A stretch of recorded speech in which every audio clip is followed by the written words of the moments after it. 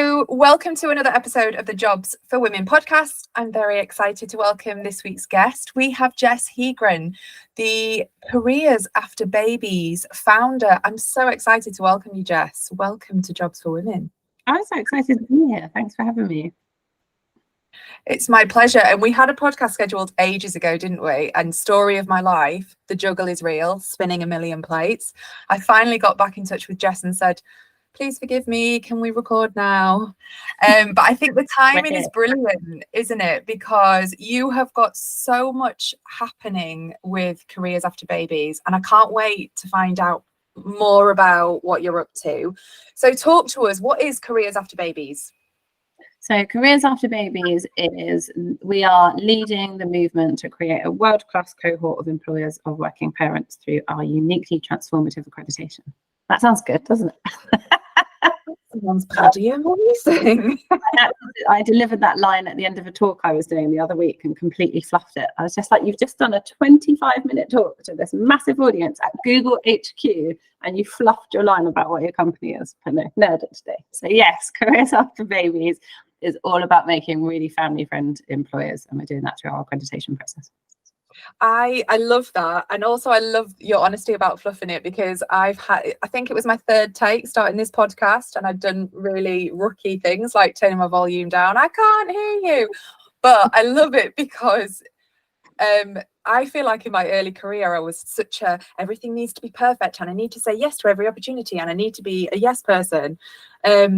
So I love that. And how great that you were delivering that in such a massive organization. So how did the accreditation come about?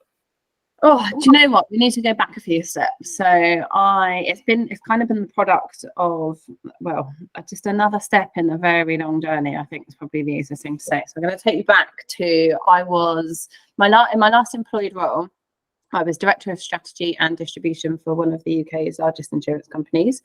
And I had moved up very quickly through that organisation. So I was a director at quite a young age. I was one of very few females.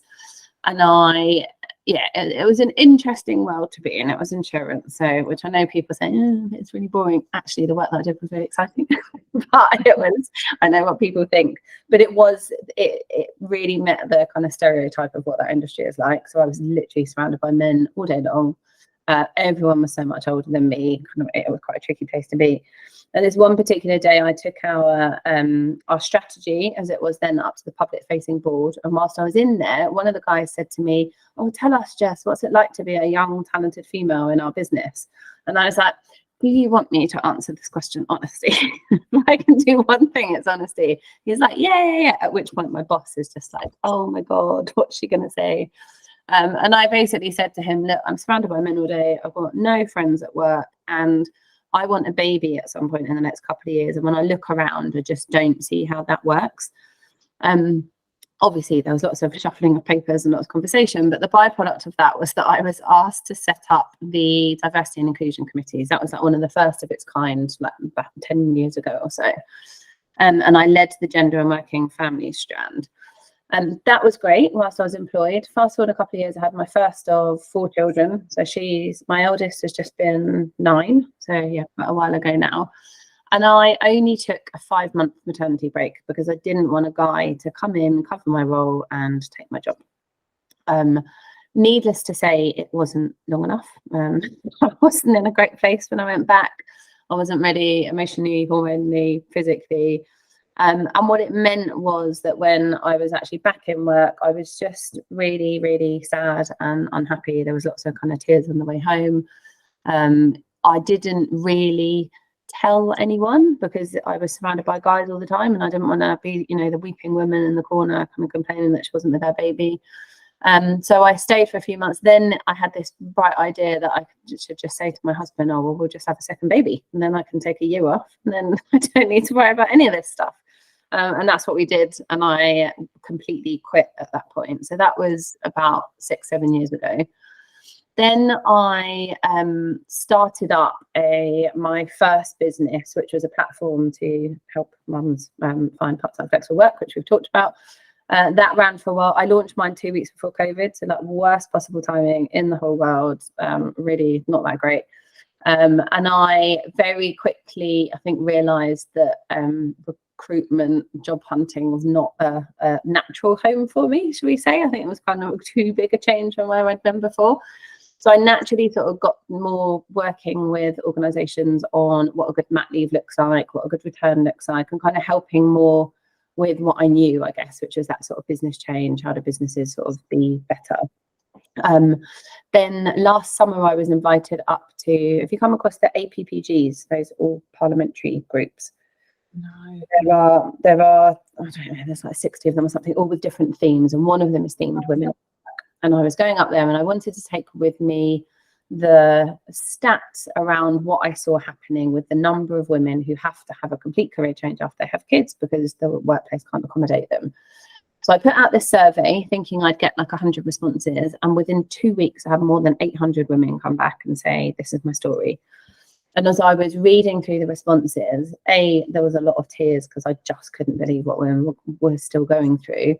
And B, I just was shocked all over again. I just thought, my God, like I knew it happened to me, and I knew it happened to my friend who used to be marketing director of one of the biggest alcohol brands in the UK and now works in Majestic 2 days a week.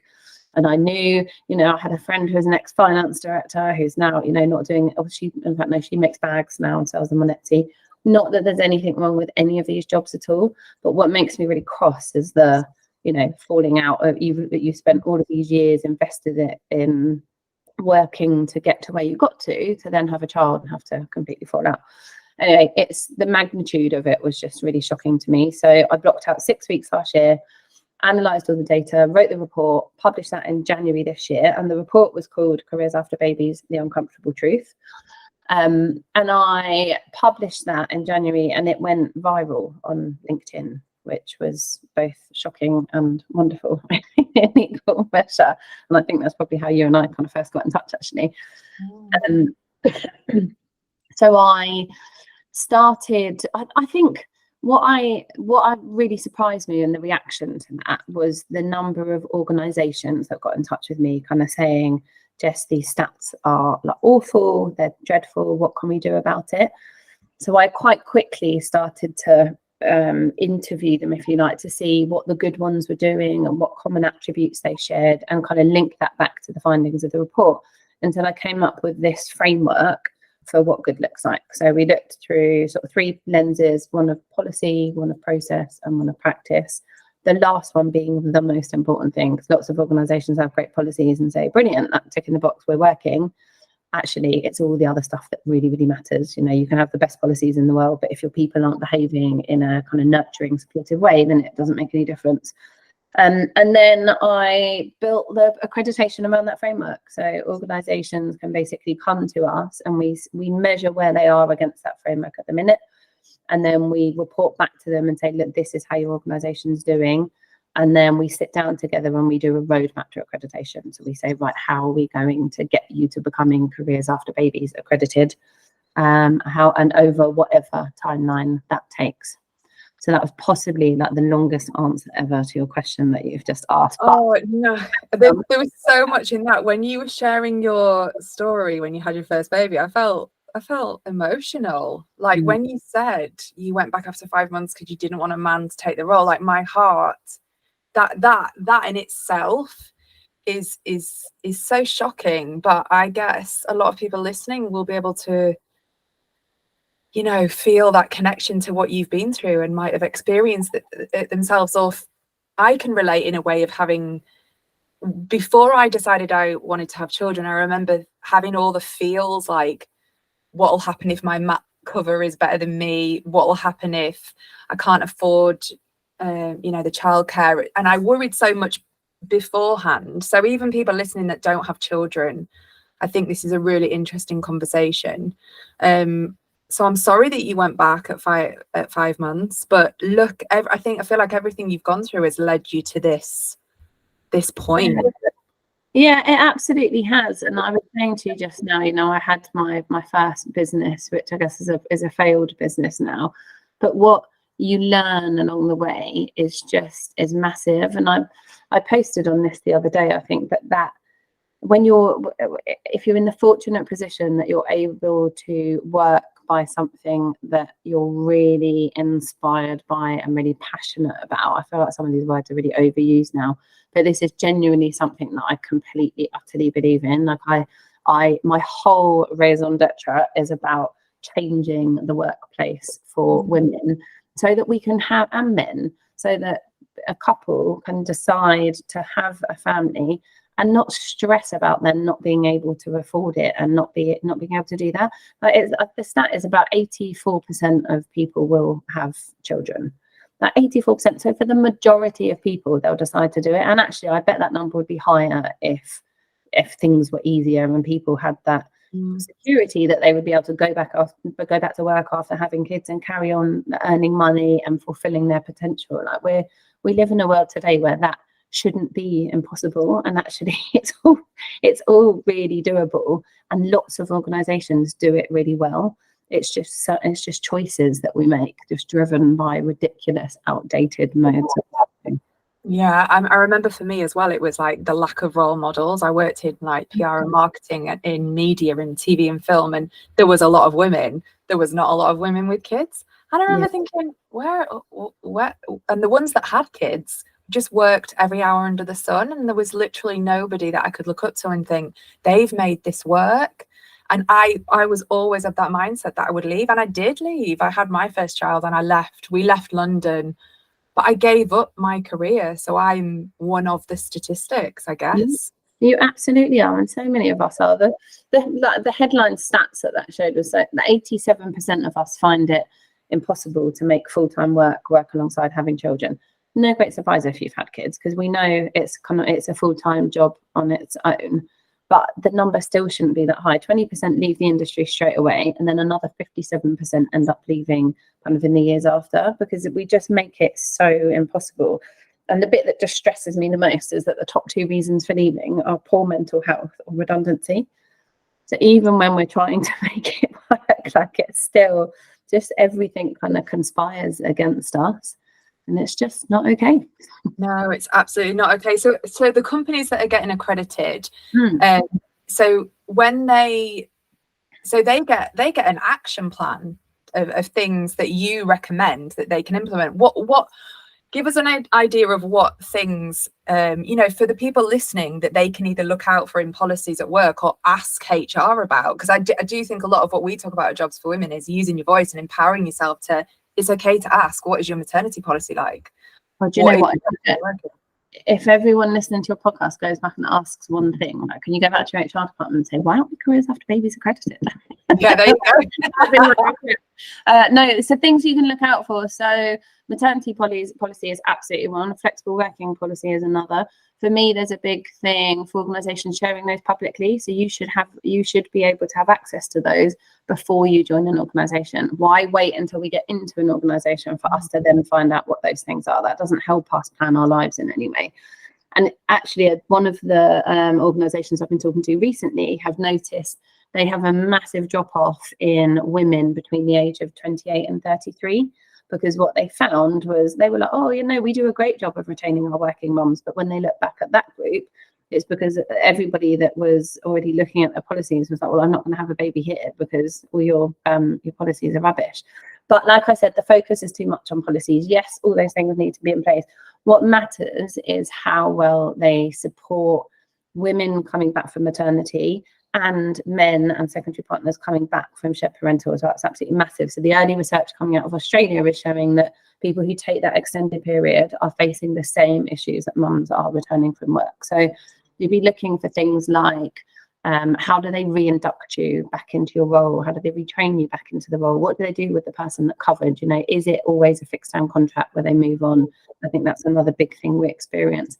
Do they do their absolute utmost to put you back into the role that you left behind, not move you to another team? So another one of the stats that came out was 79% of women left within 2 years when they were moved to a different team, which is often driven by them saying, oh, well, we can't make this role flexible, but, we'll put you over in this dusty bit over here that no one really cares about. The other one, how do they support you from a confidence and a nurture perspective? So actually, is there coaching available? You know, have you got places where you can go? Is there a women or family network that you can go to connect to other parents to find out how they're managing? Another thing I always say to look out for is internal comms. Are people talking about their families, how they're juggling, how they're managing life? You know, for you to be able to see leaders in the business dealing with the same challenges that you face is absolutely massive. They're just a couple of examples of types of things that we have in the accreditation. So really day-to-day things that matter and make the difference. So like we've talked about, you know, being able to see people going through the same things you are. Yeah, which is so important, because if you're looking, especially at that age bracket that you talked about, was it 28 to 32? I know, and me and my mates used to talk about this, like, right, okay, let's think about it. I'm this age, I want kids maybe in a few years. Do I jump ship now and go for look for a company that has a good policy? We've all done it, or loads of my mates used to do that, and we used to almost forward plan. And it's funny because when I spoke to my husband about that, he was like, well, and I said, of course you didn't have to think about that. It seems to be that it's obviously us that's taking that time out in our career, and we have to think about these things. So I guess a good company, what's classed as good, would be one that has that transparency where you can find out the information before. Yeah, absolutely. And I think you should get a feel for that quite quickly. I know there's always one of the questions, you probably get asked this as well. One of the questions I used to get asked all the time is, at what point do I ask for flexibility? For me, a good company with a genuine flexible working culture, they'll be having that conversation with you anyway. And if you feel like you need to keep it a secret till the end, and even then it becomes a sticky conversation, I would question whether that organisation kind of really has it nailed. I think one of the most common issues that I see across all the organisations that I talk to is inconsistency in line management. So how often do you and your friends, and me and my friends do this too, have someone say, oh, well, I was really lucky because I had a good manager? That's not good enough. That is not a good enough answer from an organisation. It needs to be that this is what's acceptable in this business. And that's, you know, and we're able to honour that. So yes, flexible working is available. Yes, you know, you can take the time off that you want or that you're allowed to. Yes, we've equalised our shared parental leave because we see that it is an equality thing between men and women shouldn't always have to be taking the hit. You know, all of these things really matter and are really indicative to, like we said, a good business, a careers after babies accredited business. Yeah. And also what came up on another podcast was companies making sure that they're managing, you know, the situation room with shared parental leave. So men being able to take it. I know my husband couldn't when we had our 2 kids. And what came up was having to support men in that process. So if they work in a particularly bro culture organization where it's not been the norm, how they are treated if they put in a request to have 6 months off, to share that parental leave. Does that come up at all with organizations that you work with? Yeah, absolutely. And what you tend to see with men, this came out of my research and it's showing up in the National Shared Parental Leave Uptake research, is that men tend not to ask for it or tend not to do it until they see a senior member of the organisation take it. So there is a well-known financial services company who equalised shared parental leave, and they saw hardly any uptake from men until one of their senior managers did it. They told everyone about it. It was like a domino effect. Then they had something like a 96% uptake. So I quite often talk about this, and I don't mean to stereotype at all, but just typically their men under 40 expect to play a different role in their kids' lives. So, you know, they want to be there, they want to do pick-ups, they see things, I think things feel a bit more equal. You know, they're happy to do school drop-offs. It's a generational thing, whereas that older group definitely don't. And at the minute, we still have that, quite often that sort of senior tranche of leaders fall into that older age bracket. So it's a bit more unusual. But it's another great question to ask of a business, actually, if you're looking for a job, you know, what sort of uptake have you had in shared parental leave? Is it equalised? Because for me, it's another indicator as to how did the organisation see this issue? Do they see it as an issue? Are they willing to completely reset the playing field for men and women by committing to something like shared parental leave? And that's fascinating, that financial example that you just gave, and it makes total sense. And it just shows that we need that role model. We need to physically see it in action. Also, there must be that fear factor. Oh God, you know, can I ask for 6 months off as a man, where historically, like, you know, when I think back to my dad, like I was chatting to my mum the other day about, the kids, the juggle, and my husband working away, and she was like, your father never picked you up from school. And I said, hang on a minute, why? And she was just like, he just didn't. He worked. Yeah. And I said, but you were a full-time nurse. You were working. You worked 7 days on and shifts and nights. And she was like, I know. And I said, that's what I can't get my head around. And I'm so glad that we're in a place where we're starting to see change. But we've still got such a long way to go, haven't we? We've still got a long way to go. And for whatever reason, men seem to follow the pack a bit more, and they need to see more of those examples. Again, it's a big thing we say to organisations, you know, if you have someone taking shared parental leave, tell everyone about it, like share it, because that's the thing that makes the difference. It's almost like when a senior leader does something, it gives the rest of the organisation license to do it too. Actually, when people roll out a new benefit or a new feature or something, it's not until people kind of start using it and make it okay and make it acceptable. I always, do you know what, there's this great example actually. So we used to have a what's it called, like a dress down Friday type thing in the organisation we worked for. And I went in one Friday and I had like a jumper with loads of balls in it, you know, that was like the style of it. It was almost like a loose crochet pattern, and I wore it in on a Friday, and I was going to a board meeting. And my boss stopped me before I went into the room and went, well, is that what you're wearing? Like, have you not got another top? And I was just like, it's just on Friday. Like, you can wear what you want. You're wearing casual stuff. And he was like, yeah, I know, but you know, you're coming to the Exco meeting. For me, that's like literally the perfect example of you're saying one thing, but you don't really mean it because it's not acceptable at this level. And if that's the type of kind of the showboating, I suppose, that you want to do, it's not genuine, that, you know, the feeling is not there behind it, and that very, very quickly gets uncovered. I told everyone that story, literally everybody I met, because it wasn't real. I've had loads of chats about the whole appearance thing and men commenting on women's appearance. I had Natalie Potts, who I interviewed, who's like a business strategist, said that she was like, she'd gone all the way through like an interview process to get like senior position, and it was a woman that commented when she came on the Zoom or whatever it was that she had a floral dress on.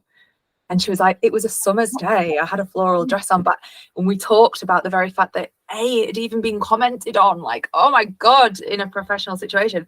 And your example, it's like, it's dress down Friday, for crying out loud. Like, what is going on? It wasn't revealing. It's like there was no cleavage. Obviously, I had a big top on underneath. It's just the fact that it was a holy jumper, you know. And you're like, we're actually having this conversation. I was a senior director myself at that point, and it was just frowned upon. But yeah, there were so many places out there that still say this is what we're doing, but you know, actually underneath it's not okay. And I wish I had them to hand, actually, the stats around men that put in flexible working requests that get refused.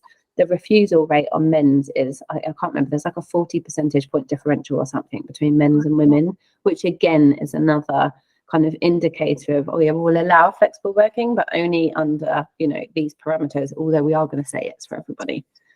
Oh, that is so frustrating, isn't it? So that's what I love about what you're doing. It's making them actually, they've got to be transparent when they're filling in the criteria for you to assess, I guess, and match up against the framework. So I guess it just makes them a little bit more accountable. So absolutely, they have to. It takes quite a brave organisation to do it, I think, because it's really exposing. So we do data research. We do it at 3 levels of the organisation as well. So we say, what are leadership and HR saying? What are line managers seeing, hearing and doing? And then what's the end experience like? And we present that back to them and say, this is what it looks like. And then this is the outcome from your people data. There's nowhere to hide with it. Obviously, we're still quite early days. I'd love to be able to, it would be great, actually, maybe I'll come back in a year or so once we've got more data behind us and see how that's playing out in those conversations, because I suspect we're in for some quite tricky conversations with organisations about what the data's saying and what they want to do about it. Not with my lovely ones that are already getting accredited, though, I'm sure. Oh no, and the ones that are already getting accredited, then I massively applaud them, because they're actually putting themselves out there. And we talked about this off the pod, didn't we, when I was talking about jobs for women? We'll speak to companies who'll say they are liking what we're doing, and they'll look at us from the sidelines and be like, yeah, great, I want to be inclusive, and then they might choose not to work with us. So any company that you're doing the accreditation for, I'm like, woo woo. So yeah, definitely come back on the pod and share your data. Keep doing what you're doing. If people listening want to link up with you, where can they find you? So find me on LinkedIn. My name is Jessica Heagren, or check out careersafterbabies.org. There's plenty of contact forms in there. So yeah, it'd be lovely to hear from some of you. Amazing. And I will put your LinkedIn link in the show notes. Thank you so much for coming on. Thanks for having me.